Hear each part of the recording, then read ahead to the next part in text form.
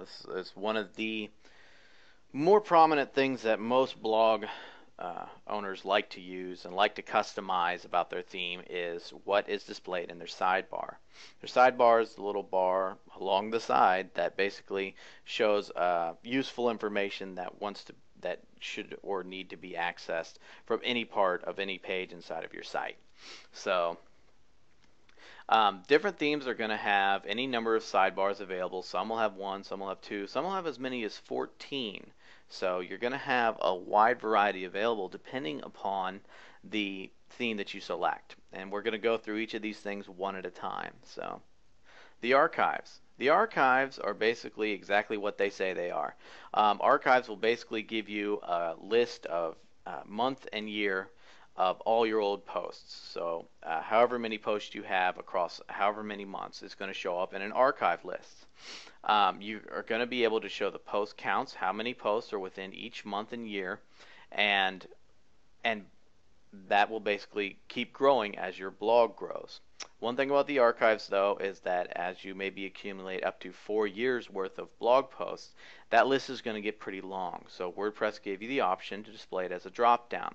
So now instead of taking up 48 lines in your sidebar, which is pretty valuable real estate, you instead can display one line, which is a drop-down. They can select it and it'll automatically go to that archive post. You simply give it a title and you're all set to go. Alright, the next is the calendar.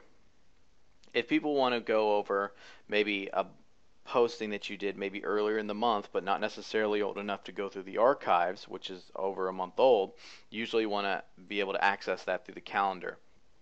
Every day that you post is going to show up as a link on your calendar, and WordPress will update that automatically for you for quick and easy access. It's a very handy feature in your sidebar. Your categories. Your categories will basically show all of the categories that you have, and it'll also, just like your archives, either be able to show it as a drop-down if you have a large list of categories, and show how many posts that you have within each of your categories. And also another very handy feature is the hierarchy. Sometimes you want to be able to show all the subcategories within the categories, and sometimes you don't. So to be able to do that, you can just click the show hierarchy and it'll show all your subcategories for you. So that's a very handy thing to have to keep your blog structured and organized, is your categories. Your links.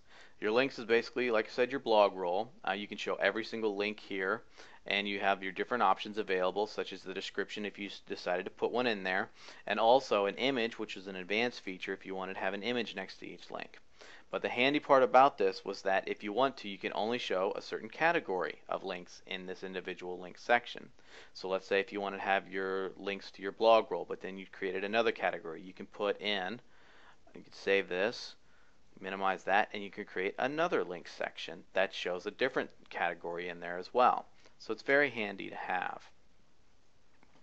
Your metadata. Your metadata is just a fancy way of saying your login, log out, and all that other, your feed link, and and your admin link, and the WordPress links, and all those little supplemental stuff that kind of didn't have a place but needed to be shown.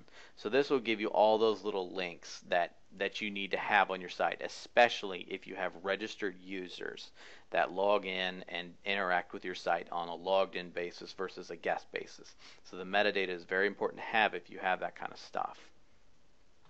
Pages. Very important thing about this pages section is not only obviously does it show your pages, but there's an extra feature in there that you want to have. Obviously you can sort by page different items such as your page order, your page ID, or just the title as normal. But there's a little exclude section. Let's say if you had a thank you page or a password protected page that you didn't want the whole world to know about, you can exclude it by an ID. So let's say if you had page ID 3 and page ID 10, you could put that in there and it will not show up in that pages section. That's a very, very useful tool to have inside of this widget, is the exclude. You find pages by going to the pages section, which we'll do right now. And if you hover over it at the bottom of your browser, depending on what the browser is, it'll show exactly what your ID is. You can't see it right now for security reasons under this video, but if you highlight it, you'll see the link, and at the very, very end of that link is an actual number, and that number is your page ID. So you simply go back to your widgets, and you just simply enter that page that you want to exclude, and it won't show up. It's a very useful tool. Recent comments and recent posts are pretty much the same thing. They're pretty self-explanatory. You can add anywhere between 1 and 15 comments for people to show, and that really helps your visitors engage in your conversation and see what the latest stuff is on your site. So recent comments and recent posts are actually pretty good to put into your sidebar for quick access. The tag cloud, just like I spoke of earlier, will just display your clouds in just a very hodgepodge and mashed together way of the different tags you have on your site, with the one exception. If anybody's ever seen a tag cloud before, they obviously know what I'm talking about. The more of a single word that you add as a tag inside of all of your posts, the more prominent it will be in your tag cloud. Basically, this gives users a quick access to some of the most frequently discussed about topics on your blog, and it displays them all in link form, and whenever they click on that individual keyword, it will automatically take them to a page that shows every post that pertains to that tag. So it's actually pretty handy to use if you want people quick access to common topics that are spread across multiple categories or spread across your blog. The search feature usually is displayed at the top of a sidebar, and the good thing about the search feature is if you do not display a title, it will not show one. So it'll only display the search box and the search button. So it's actually a little tidbit there that not many people know about. So if you want a quick search on your sidebar to be able to search your entire site, you just simply add it to your sidebar. Alright, and the RSS feed. This is a very powerful tool that you can use inside of your sidebar. The RSS feed will basically allow you to enter any RSS feed URL, not just ones from your blog or your site, but any one that you can find on the internet. So if you have a blog that you enjoy reading, you talk about all the time, you can maybe put their feed in there. Or maybe if you have a certain feed from, let's say, a Google search or something along those lines, you can put that feed into here, and it will display the posts in your sidebar and the little feed items for your visitors and your guests and your registered users to get quick access to. So it's a very valuable tool to use if, let's say, that you have frequently updating content from different areas of the net that you don't want to necessarily do all yourself. A good RSS feed in your sidebar will take care of that for you.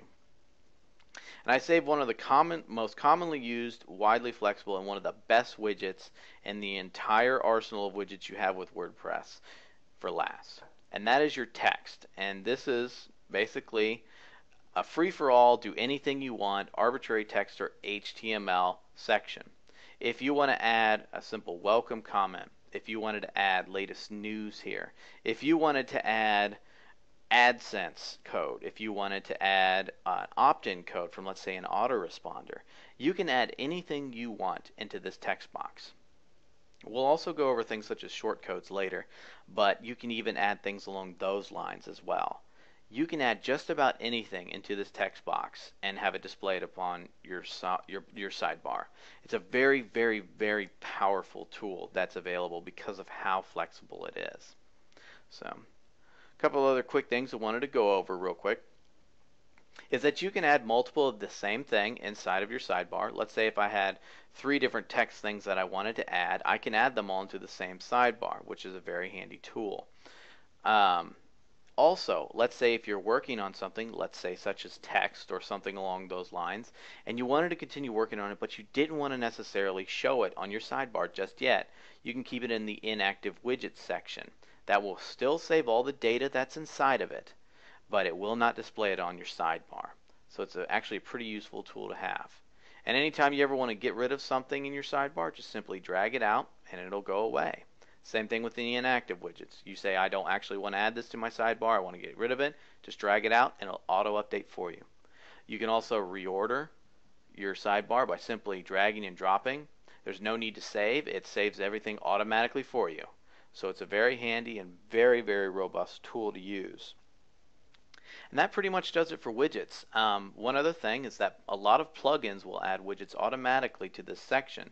So anytime you ever install a plugin, which we'll go over later, you'll want to come back and check this section to see if there's any useful widgets that have been added as a result of that plugin that you may want to display on your sidebar.